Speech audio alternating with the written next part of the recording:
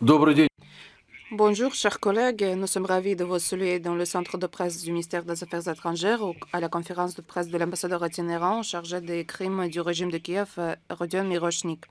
Au cours de cette conférence, on va représenter le rapport sur les crimes commis par le régime de Kiev commis pendant le premier trimestre de cette année. Après le discours principal, vous aurez la possibilité de poser vos questions. S'il vous plaît, posez les questions sur le sujet de notre conférence. Cet événement se tient en ligne sur les sites du ministère des Affaires étrangères et est accompagné par la traduction simultanée en anglais et en français. S'il vous plaît, Monsieur Mirochnik, à vous la parole. Bonjour, mesdames et messieurs. Ça fait très longtemps, c'est pourquoi aujourd'hui nous sommes prêts à vous informer sur les faits qui sont examinés par le secrétariat de l'ambassadeur itinérant qui a été cueilli par nos collègues et notre institution. Nous voudrions vous présenter le rapport sur les violations de normes des principes du droit international humanitaire commises par les forces armées ukrainiennes sur le territoire russe pendant la période du 1er janvier jusqu'à 31 mars 2025. Ces données ont été acquises grâce à notre coopération avec les ministères fédéraux compétents et les services compétents, ainsi qu'avec les administrations locales des régions qui se trouvent dans la zone des hostilités. Ces données ont été vérifiées grâce à une série de mes déplacements sur les territoires libérés de la région de Koursk, qui sont exposés aux tirs réguliers de la zone de la région de Belgorod, des territoires de la République populaire de Donetsk et la République populaire de Luhansk. Nos conclusions se basent sur les dépositions des victimes et des témoins des crimes des nazis ukrainiens commis pendant cette période. Nous avons toutes les raisons de constater que les crimes commis par les groupes armés ukrainiens contre les civils ont été commis dans le cadre de la politique d'État du régime de Kiev qui vise à organiser les attaques systématiques et régulières d'envergure sur la population civile des régions russes. Sa stratégie criminelle du régime de Zelensky est expliquée comme une volonté de stabiliser la situation politique en Russie, semer la panique et la peur parmi les populations civiles. C'est par l'aspiration de s'appeler la Russie en deux que Kiev explique ces crimes sans honte et l'emploi des moyens terroristes contre la population civile et le meurtre des innocents. Une telle approche est réalisée par le régime de Kiev à travers les ordres du commandement militaire des forces armées ukrainiennes à ses combattants, je cite, de fusiller tous les civils que vous voyez. Il transmet à ses combattants des garanties non officielles de ses sponsors et parents occidentaux, les assurant de l'impunité pour les crimes commis. Ils poursuivent son influence psychologique et médiatique sur la conscience collective des Ukrainiens afin de déshumaniser la population russe à leurs yeux. C'est la base de la politique misanthrope de Zelensky, de ses collègues et ses sponsors en dehors de l'Ukraine. Pendant la période nommée, les forces armées ukrainiennes ont lancé au minimum 22 221 obus sur les sites civils. Depuis février 2022, les forces armées ukrainiennes ont lancé sur les sites civils au moins 251 865 munitions de différents calibres et modèles. La croissance du nombre de tirs et des victimes parmi la population civile sont directement liées à la politique de Zelensky et de ses parents, leur réaction sur les événements internationaux. Cela souligne la nature délibérée des crimes ukrainiens contre la population civile qui habite ces territoires. Une croissance brusque du nombre de tirs ukrainiens a été enregistrée ces dernières semaine du mois de mars, c'est la réaction de Kiev sur le processus de négociation entre Moscou et Washington. Le nombre des obus lancés a atteint 300 pièces par jour ou plus de 2000 par semaine, ce qui représente environ un quart de plus que les chiffres hebdomadaires de janvier et février. Pendant cette période, les sites d'infrastructure dans la région de Belgorod, dans la République populaire de Donetsk, dans les régions de Kherson, de Koursk et Zaporozhye, ainsi que dans la République populaire de Lugansk, ont été exposés aux tirs réguliers. Pendant la période depuis 1er janvier jusqu'à 31 mars, en conformité avec les données vérifiées, au minimum 1489 civils ont souffert. 1197 personnes ont été blessées, 292 civils sont morts. Pendant cette période, 68 mineurs ont souffert, dont 5 sont morts. Depuis le début de l'opération militaire spéciale, au minimum 21 002 civils ont souffert à cause des tirs lancés par les groupes armés ukrainiennes. 14 287 personnes ont été blessées, 6 715 personnes sont mortes, y compris 218 mineurs. Après le 18 mars, la date des négociations du président Poutine et du président Trump, le nombre des victimes des tirs a augmenté de moins entière. Durant les 2 dernières semaines de mars, plus de 150 civils par semaine ont été tués. Le plus grand nombre des victimes pendant cette période parmi la population civile se trouve dans la République populaire de Donetsk, où 429 civils ont été blessés, y compris 30 mineurs. 70 personnes sont mortes. Dans la région de Koursk, pendant cette période, sans tenir compte des civils souffert sur le territoire contrôlé temporairement par les forces armées ukrainiennes, 375 personnes ont souffert. Parmi eux, 260 sont blessés, y compris 9 enfants. 150 personnes sont mortes. Dans la région de Belgorod, 169 civils ont souffert. Parmi eux, 148 sont blessés, y compris 8 mineurs.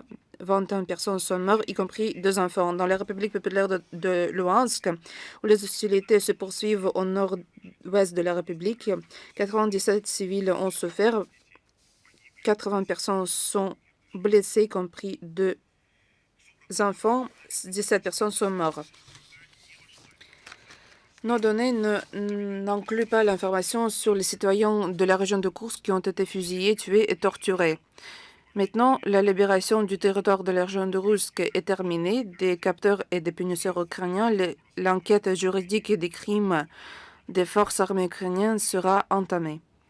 Dans un nombre des localités ainsi que Nikolaevo, Darino, Plokhovo, Gouivo dans la région de Koursk, seulement la moitié des civils parmi ceux qui n'ont pu s'évacuer au moment de leur capture par les nazis ukrainiens. Le comité d'enquête de la Russie a accueilli les dépositions des civils qui ont survécu le séjour sur le territoire contrôlé par les nazis ukrainiens, où il y a des données sur la mort des centaines de civils enterrés dans les jardins près de leur maison et dans des sépultures anonymes. Cette enquête sera entamée et le monde va recevoir les données confirmées sur les crimes réels des forces armées ukrainiennes sur le territoire de la région de Koursk. Nous avons obtenu des données préalables sur les civils qui ont été tués et sauvagement tués dans les localités Rusko-Porechye, Malaya Loknia, Tcherkassky Porechny et Marnovka et dans d'autres localités de la région de Koursk. Les combattants ukrainiens qui ont été capturés par les militaires russes ont confessé à maintes reprises qu'ils avaient reçu des ordres de ne pas épargner les civils, tuer tous les civils douteux. C'est une autre confirmation de la politique d'État de Zelensky et de sa clique qui vise à exterminer la population civile, ce qui constitue un crime militaire lourd qui ne doit pas être oublié. Des territoires libérés de la région de Koursk qui sont exposés aux tirs de la force armée ukrainienne, on a évacué plus de 800 des civils. Parmi eux, la majorité ont été données des dépositions sur le régime des occupants engagés par les forces armées ukrainiennes sur l'effet des tirs, des offenses sur les civils, des pillages totaux et de la violence qui régnait sur le territoire. Depuis le début de l'année, on a eu 4 échanges d'otages de guerre. On a repatrié 596 des militaires russes. Beaucoup de psychologues et des enquêteurs travaillent avec les otages qui ont été repatriés en Russie, mais compte tenu des dépositions déjà faites, il y a des informations sur les prisons clandestines qui se trouvent dans la zone grise au long de la ligne de combat, parallèlement avec les lieux de détention des otages à Kharkov, Kiev, Kryvyi Rog et dans d'autres villes de l'Ukraine.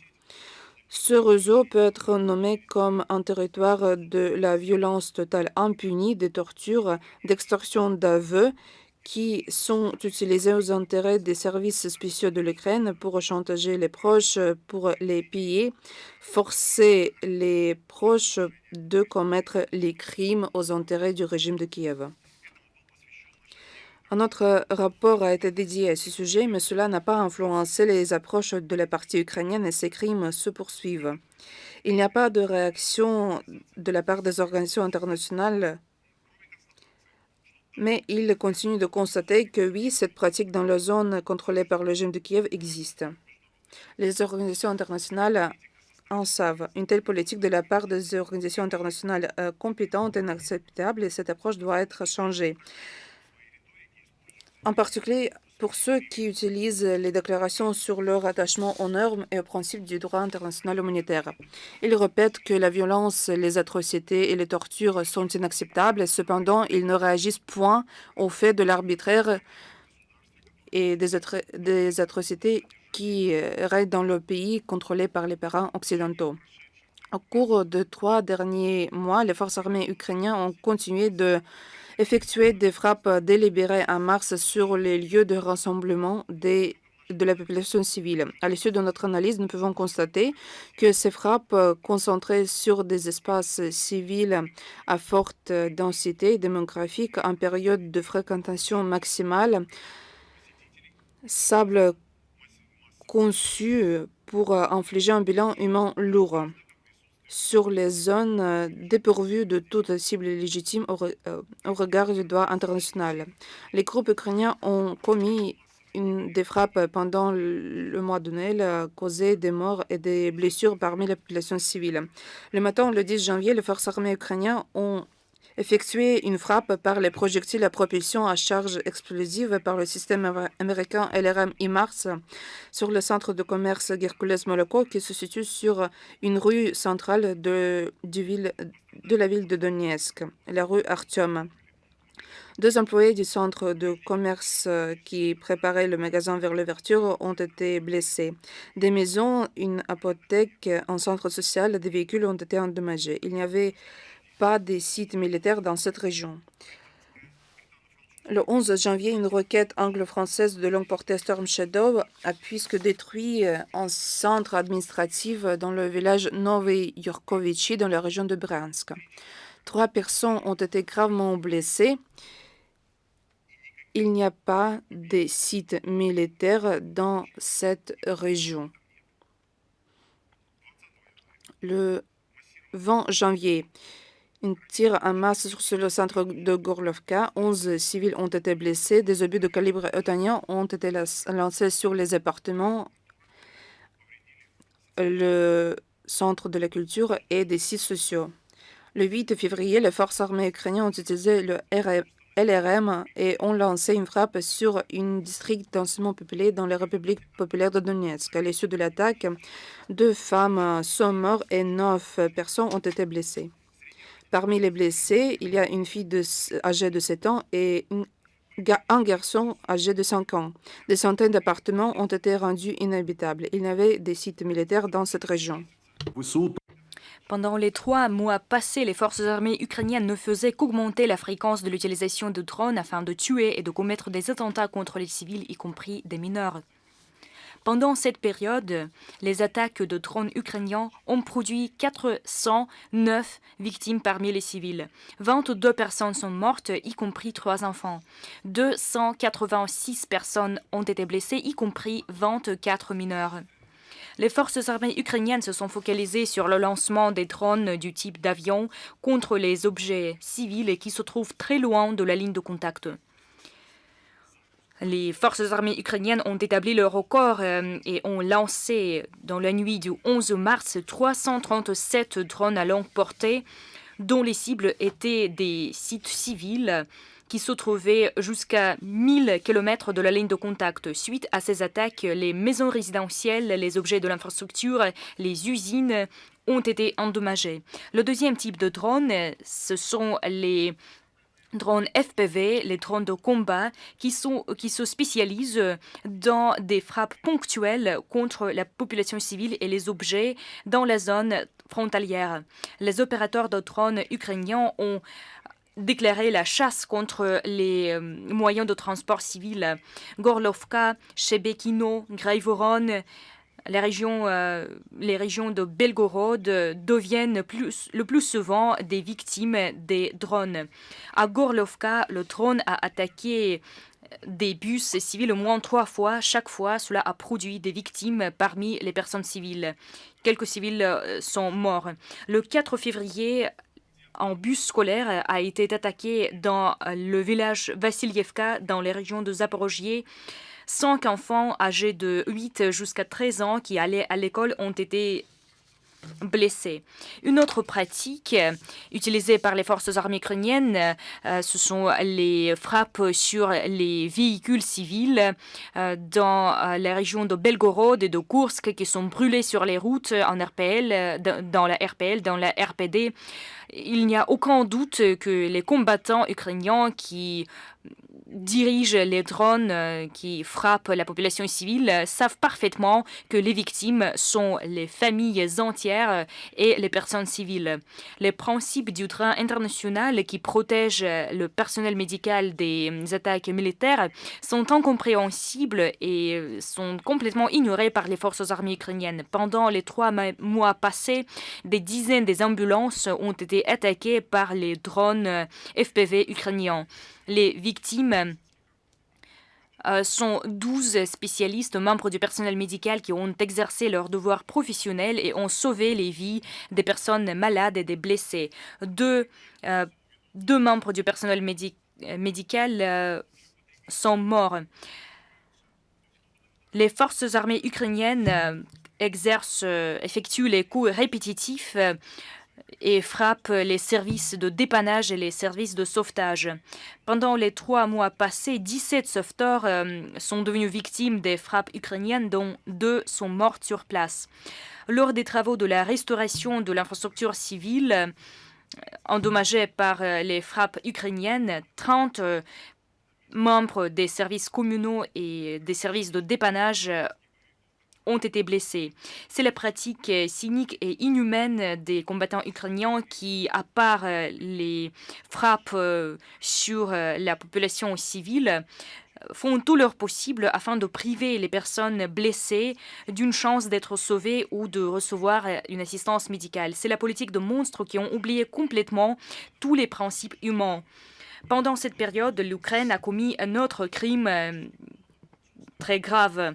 Dans le contexte de l'absence totale de la confiance, elle a ignoré et bafoué l'arrangement conclu avec la médiation des États-Unis, à savoir le moratorium de 30 jours sur les frappes contre les objets énergétiques. Et pendant cette période, l'Ukraine a porté 144 coups sur les objets de l'infrastructure énergétique sur le territoire de 19 sujets de la Fédération de Russie, entité fédérée. Kiev n'a presque changé sa pratique criminelle et porte toujours les coups sur l'infrastructure civile et frappe de façon démonstrative les objets énergétiques, ce qui a montré de façon très claire que Kiev ignore complètement tous les arrangements qui sont conclus sur les limitations des hostilités. On a effectué une frappe démonstrative sur la station gazométrique à Soudja.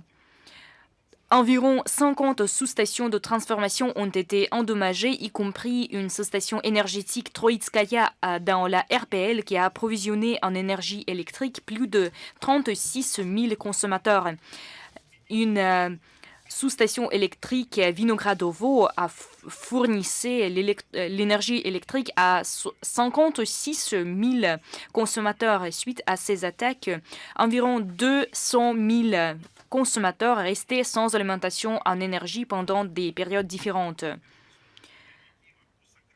Kiev cache l'état actuel sur la ligne de contact et sur les territoires frontaliers et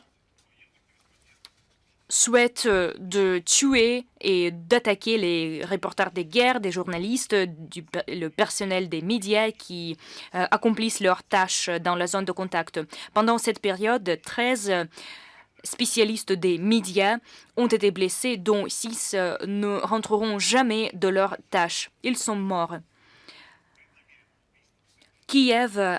Le régime de Kiev a tué de façon délibérée 3 journalistes dans la localité de Mikhailovka dans la RPL par le biais du missile du LRM HIMARS, ce qui prouve encore une fois la peur éprouvée par le régime de Kiev devant la propagation de la vérité qui permettent d'évaluer de façon impartiale les actes commis par le régime de Kiev.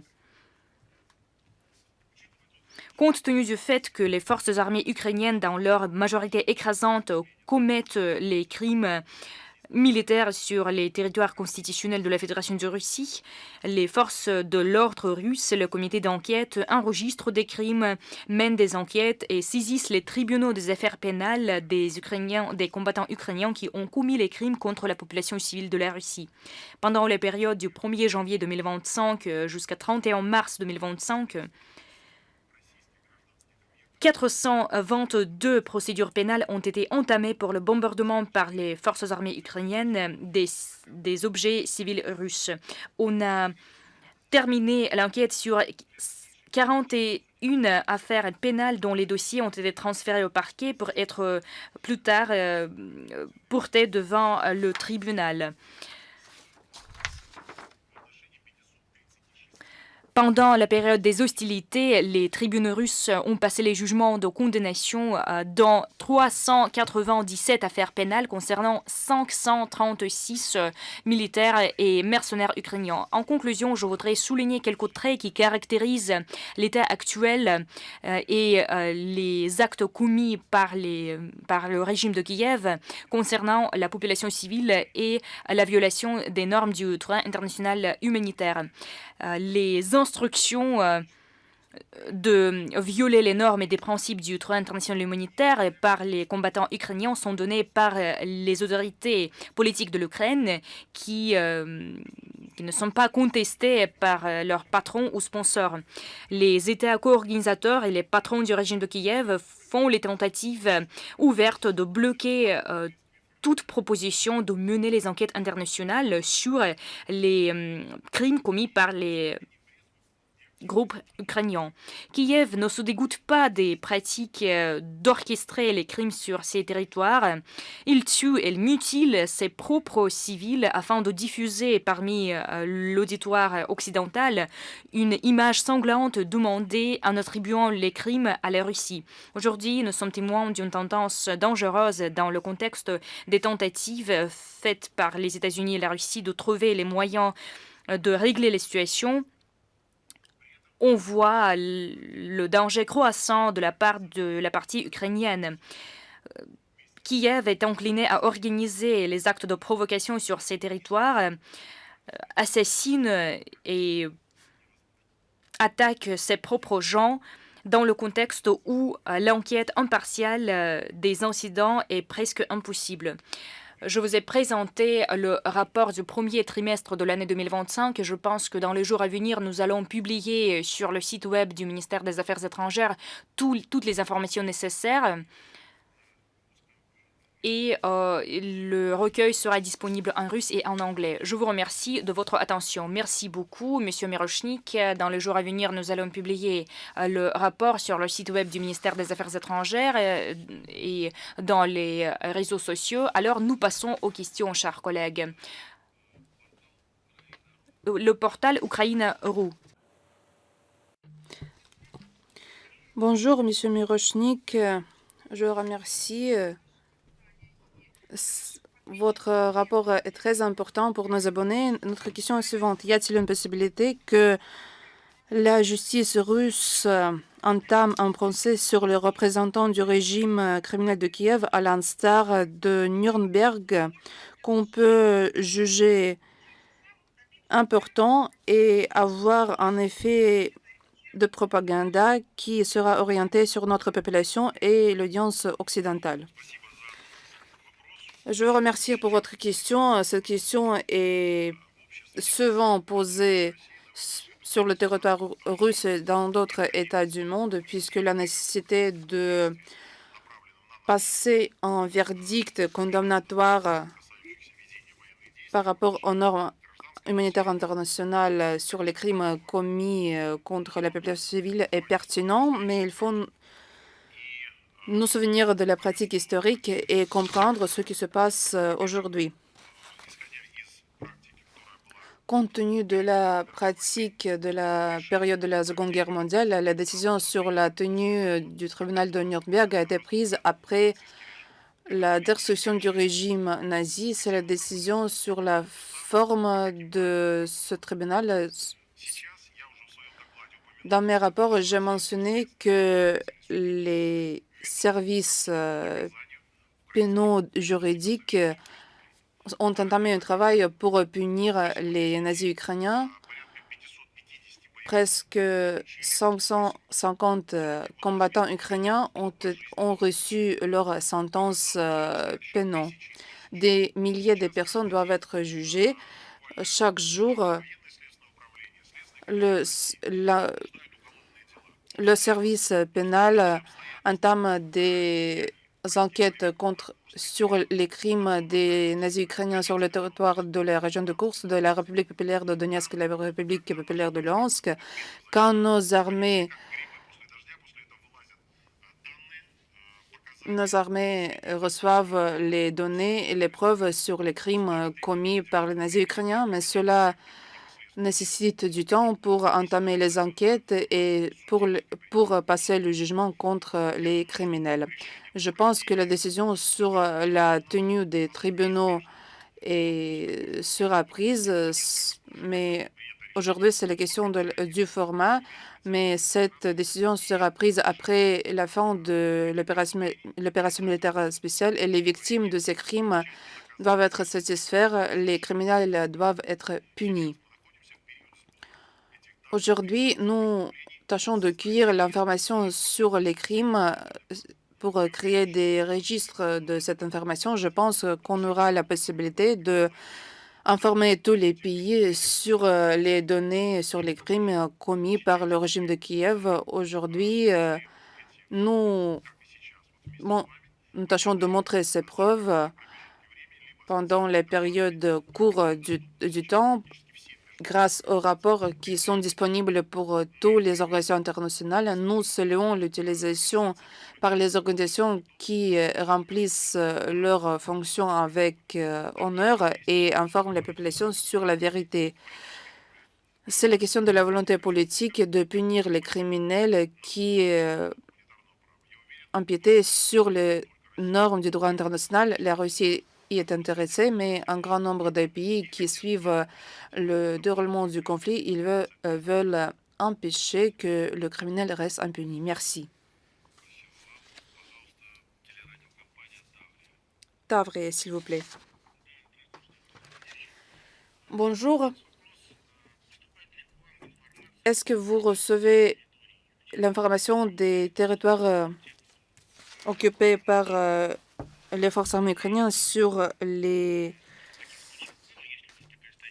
actions illégales des forces armées ukrainiennes? Et y a-t-il eu des cas pareils? De quoi ou de qui les gens se plaignent-ils? Je remercie pour la question. Oui, je comprends cette question géographique.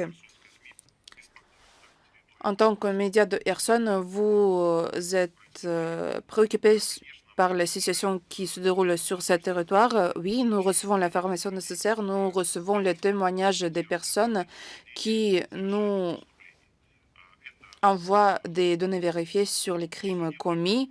Ce sont les punitions extrajudiciaires, ce sont les tortures, le harcèlement. Nous avons une base de ces données, mais j'ai déjà mentionné au cours de mon rapport, ce sont les données qui doivent être vérifiées, confirmées, et puis cette information peut devenir une partie de notre base de données. Cette base de données est remplie après que nous recevons l'information vérifiée. Nous nous méfions des organisations internationales occidentaux qui utilisent cette information à leur propre intérêt.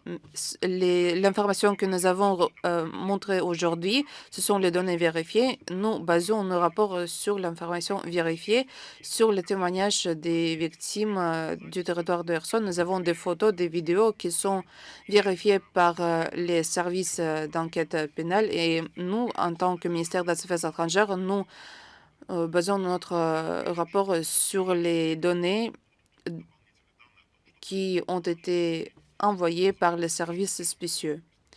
Bien sûr, nous sommes très préoccupés par la situation puisque le nombre de tirs effectués par les forces armées ukrainiennes sur Alachkin, Novakhovka, sur le territoire que votre média publie détaillement. Je vous remercie. Je remercie Moscow Post. Bonjour. Vous avez répondu à notre question au cours de votre rapport. Y a-t-il des discussions, des questions des biolaboratoires en Ukraine et quelles sont les estimations des menaces biologiques pour la Russie? Les questions qui concernent le dialogue entre Moscou et Washington, ils concernent les questions clés qui vise à trouver des moyens acceptables du règlement du conflit. Mais pour nous, une approche la plus précieuse, ce n'est pas discuter les rumeurs autour de ce procès. La question des violations du droit international humanitaire, en particulier de l'emploi des méthodes illégitimes de la guerre, comme les biolaboratoires, les armes chimiques. Nous avons de telles données qui ont été envoyées aux organisations internationales. Un nombre des organisations internationales qui sont américains par l'origine obtiennent ces informations. Quand nous allons entamer les parties officielles de ces discussions, je pense qu'on va obtenir l'information vérifiée sur ce procès, mais nous souhaitons de trouver une décision efficace pour régler la situation, il n'y a pas de doute. Oui, merci. La deuxième question. Combien de procès pénaux ont été engagés sur les crimes des forces armées ukrainiennes dans la région de Kursk en 2025? Quelles sont les accusations? Combien de prisonniers sont impliqués aux crimes militaires? Je voudrais expliquer la partie technique de cette question puisque un procès pénal peut inclure des crimes commis par les dizaines ou des centaines de combattants et les données qui peuvent être nommées, ils peuvent couvrir pas seulement le territoire de la région de Kursk. J'ai donné des informations qui sont incluses dans le rapport compte tenu de l'information du comité d'enquête de la Russie. 41 procès pénaux ont été entamés sur ces crimes. Ce sont les enquêtes sur les tirs et les bombardements lancés contre les sites civils et les régions où se trouvent les citoyens et les sites d'infrastructures civiles. Mais ce ne sont pas les chiffres démonstratifs. Le procès de l'enquête a commencé sur le territoire de la région de Kursk. Cela ne concerne pas les questions d'autres procès importants, mais cette enquête n'est pas plan et autant que nous avons toutes des conditions de sécurité, les données doivent être plus informatives. Pour le jour d'aujourd'hui, ne sont pas des chiffres informatifs. Nos enquêtes, notre comité d'enquête et nos services spéciaux visent à dire la vérité sur tous les crimes commis sur le territoire de la région de Kursk, qui a été contrôlé par les forces armées ukrainiennes pendant la période qui a duré plus de 200 jours.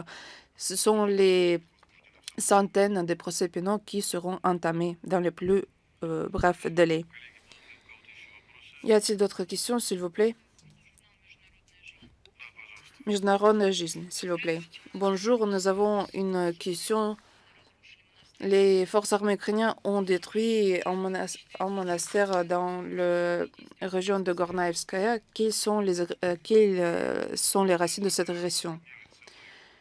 Vous avez posé une question sur un nombre des crimes commis contre les églises.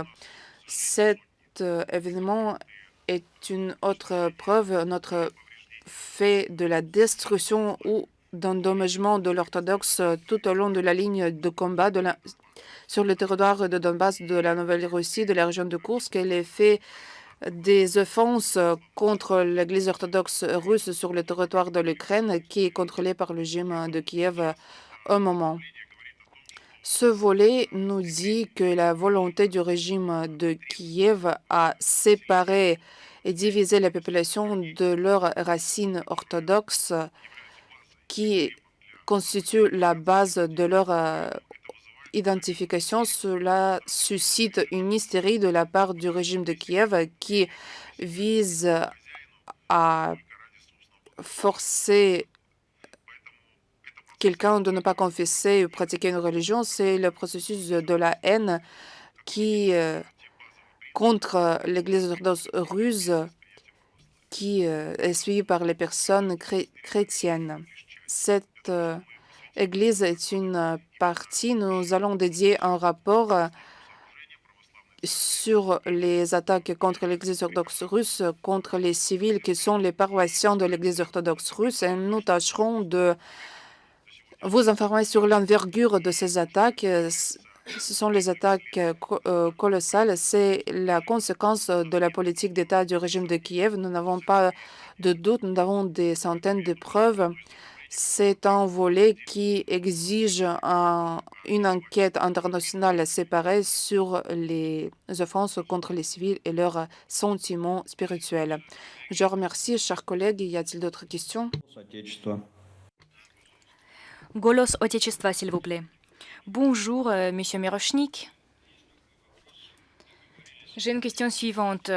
Il a été convenu que l'arrangement soit conclu, mais la trêve a été violée par les missiles américains. Selon Poutine, ce sont les Américains qui dirigent leurs propres missiles. Il s'agit des navigateurs, il s'agit d'autres opérations. Alors, cela veut dire que les États-Unis font des arrangements avec nous sur la trêve et d'autre part, ils effectuent ces attaques et attribuent ces attaques au régime terroriste qu'ils ont créé eux-mêmes. Pourquoi les choses se passent-ils comme ça?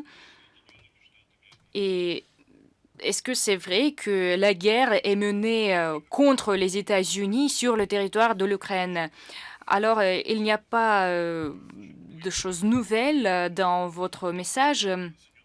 Nous avons dit à maintes reprises que les États-Unis ont été les co-organisateurs de la crise ukrainienne. Aujourd'hui, nous disons de façon ouverte que l'administration nouvelle des États-Unis essaie d'établir le dialogue avec la Russie et propose les moyens pacifiques de régler cette crise. C'est pourquoi il n'y a pas de secret. Il n'y a pas d'outils secrets dans cela. En ce qui concerne votre déclaration sur l'utilisation sur l'utilisation des missiles américains, malheureusement, je n'ai pas de telles données. Nous avons enregistré pendant la période mentionnée l'augmentation de la fréquence de l'utilisation des systèmes du LRM IMAR, y compris pour frapper nos journalistes, pour frapper les établissements sociaux et d'autres sites importants. D'après moi, cela témoigne du fait que l'Ukraine essaie d'utiliser au maximum les armes qui peuvent être bloquées par les États-Unis en distance. C'est pourquoi ils essaient d'épuiser, pour ainsi dire, leur système, y compris les systèmes IMAR et d'autres systèmes. Parce que, selon les données que nous avons, ces systèmes peuvent être bloqués par les Américains.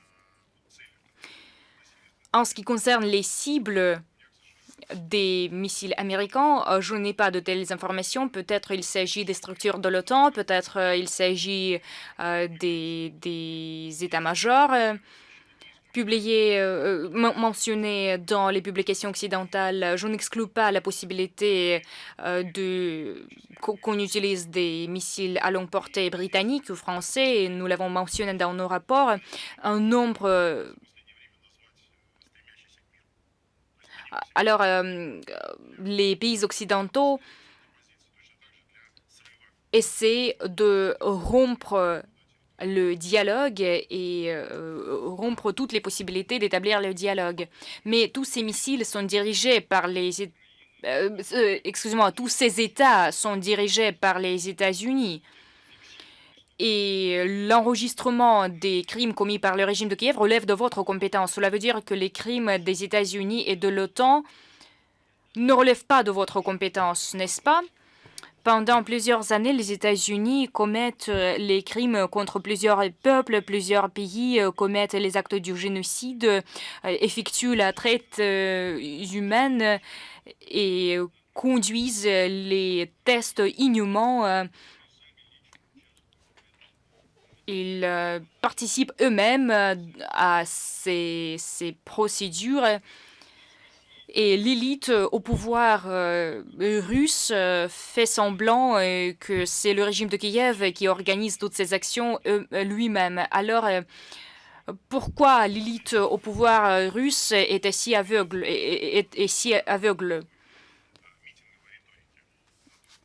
Je n'accepte pas cette rhétorique de manifestation parce que ces données ne sont pas vérifiées, ne sont pas prouvées par les faits déjà établis. Et nous vous présentons les informations bien fondées, bien vérifiées. C'est pourquoi nous soutenons vos activités sur ce volet, mais nous vous exhortons